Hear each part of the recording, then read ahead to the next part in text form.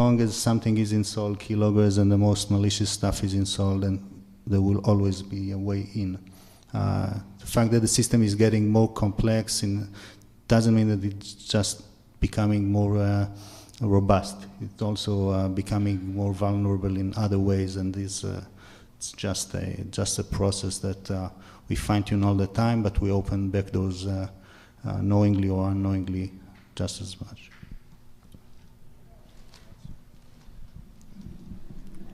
Just out of curiosity, I'm going to kind of flip the question around a little bit. How many of you utilize like a Tivoli or an SMS or a desktop management solution to actually, I know previous places where I've worked, we've actually created a list to actually go out, scan the drives, and actually clean, your desktop PCs across your enterprise. Just curious, how many actually leverage that as a tool kind of to combat this problem? Okay, again, just, kind of a, I know we didn't really go into a lot of, we talked about multi-layered defenses, but there's a lot of tools at our disposal. Again, it's just like anything, it's, whack-a-mole. But at least that seems to be, when you've got a large enterprise of 130,000 plus desktops or more, I mean, those seem to be, some effective tools that folks can leverage to help with eradicating the spyware. Your content filtering solutions at the gateway.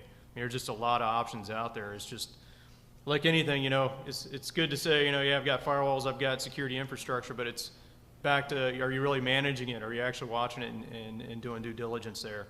So just kind of wanted to touch on that. I had actually a question for Ari that you might have from a legal perspective. What are, and I've seen, articles in the past and discussions, things being mislabeled as spyware, so what are some of the ramifications and what are some of the things that, I don't know if y'all keep track of some of those issues, but I do know from a liability perspective, it seems kind of an interesting.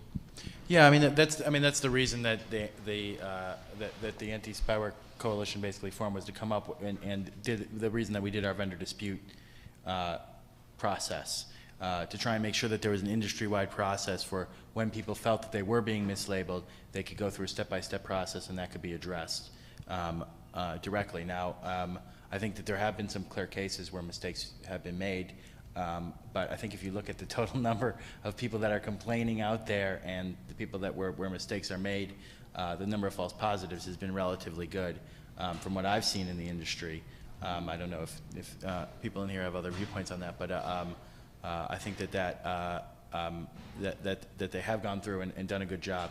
There is the threat hanging over that if you do a bad job, you can be sued for tortious interference, etc. There has been a push for to give the anti-spyware companies immunity in law if they follow some kind of basic process that has some kind of arbiter, etc. From making mistakes. And I think that you would see anti-spyware companies be much more aggressive at stopping new threats. And be willing to put things up much faster if they had that kind of immunity. And it's something that we may need to explore if this problem gets much worse. Yes? One of the things that concern me the most, you keep talking desktop, but we have VoIP, and the VoIP phones are basically computers.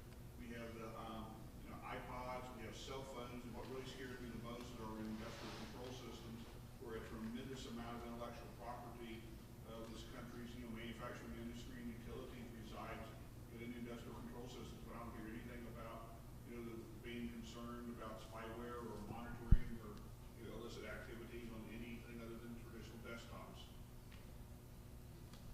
Isn't that just because of, it's the liquidity of the information, isn't it? On your desktop, your average desktop, you're going to find all sorts of things. On your average cell phone, much you can't.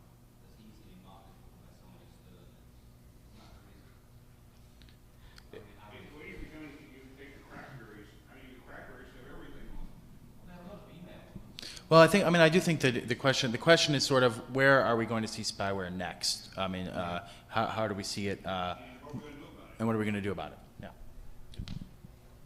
Sure, I think that is a concern, and that's also a valid point that currently we might not be seeing spyware on mobile devices, for example, because there's so much easy picking, so many desktops. It's so easy to get onto the desktops.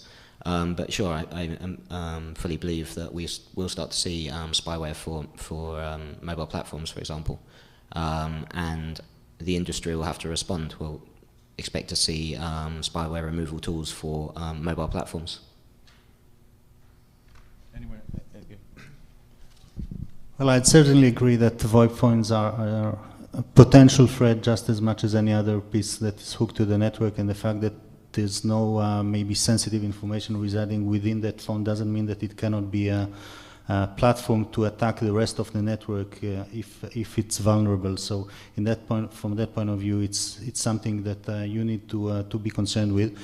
From my perspective, one of the ways to go around is really to take the gateway or the network point of view, and not necessarily of each of the endpoints, whether the endpoint is a Windows machine, a VoIP phone, or even a router that runs some operating system and software and has its own vulnerabilities and so on. And some of the corporate guys here and in the previous panel also expressed the concern that you cannot really deal with 50,000 end users in your network, so you cannot install any more clients. You cannot really handle that very efficiently, so you need additional layers that will take a global look at the network and not just try to deal with every endpoint. Jerry, can you address the critical infrastructure question too? Yeah, I think, it comes back down to the question of motive. A lot of times when you got the, electronic crimes with the money aspects, for profit, when you start getting into, back to the low-hanging fruit right now, when I think back of, red teaming or pen testing, that kind of work, there really hasn't been a network I haven't been able to get into. So, I mean, when you've got so much, why make it harder on yourself when you've got all that low-hanging fruit? As security, and organizations raise the bar from security, it's going, things will probably start moving down that path.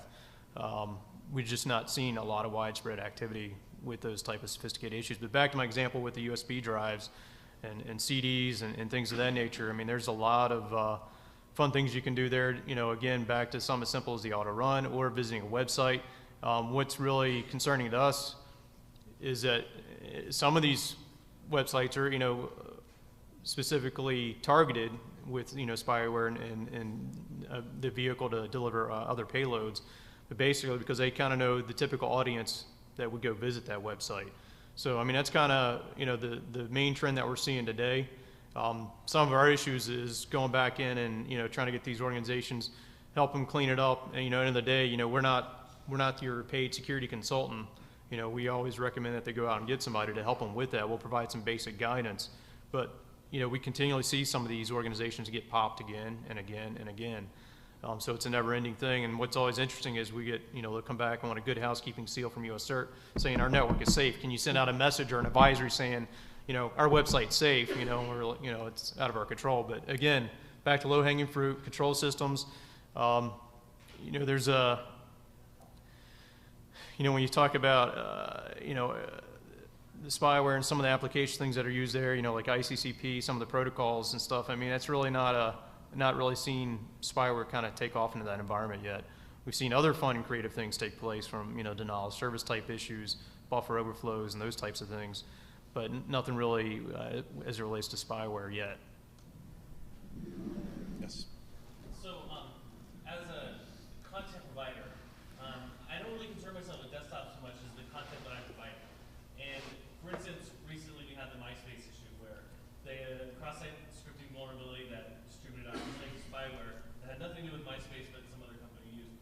Do you see this as something that we're going to see more of, and what can we do about that? It's a perfect question for Drew, I think, isn't it? Ha! No. Well, Raymond is setting me up because he works with our internet group.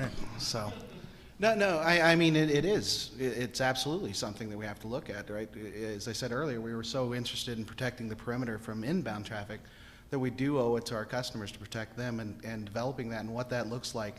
Our internet infrastructure you can't just slap an IPS out in front of that. You're going to have code on there that looks at it, some sort of way of identifying what is appropriate to be handing to the users, and not maybe trusting some of the vendors as blatantly as we have. My organization, CDT, has done some reports on mainstream advertisers advertising with some of the worst adware players, Zango and Direct Revenue, and try to out some of the people whose names show up there. And I think that there's a tie between both advertising and distribution. I mean, Warner Brothers also this week had a deal with Zango that they've now backed away from, that was distributing Zango basically on a kid site, on a cartoon site, and it said, you know, you may get firearms and pornography may be displayed through these ads, and the box was pre-checked, and it was aimed at, you know, it was clearly aimed at people looking for a Fred Flintstone game and cartoon games. So we have seen distribution channels, you know, high quality distribution channels become infiltrated in ways that are somewhat surprising. Yes? In the last briefing, discussion was made about whitelists of behaviors for client-side applications so that they can test that they are not a spyware or be blocked if they are. Do you know of any initiatives ongoing to implement these sorts of whitelists of behaviors? So one area that we look at is the trustees certification. It's started around the online privacy, but they also started, I think they're beta testing the trustee download. I don't know if there's anyone from that organization here. But they seem to be trying to do the same, that exact same thing, right? So certifying whether your partners down the chain, because it does get, you know, as some of Ari's previous presentations, that infrastructure, especially with adware, gets very confusing, and so it's not always easy to know that if I sign up here that it's not going to end up at funding some adware down 10, 12 steps down the line.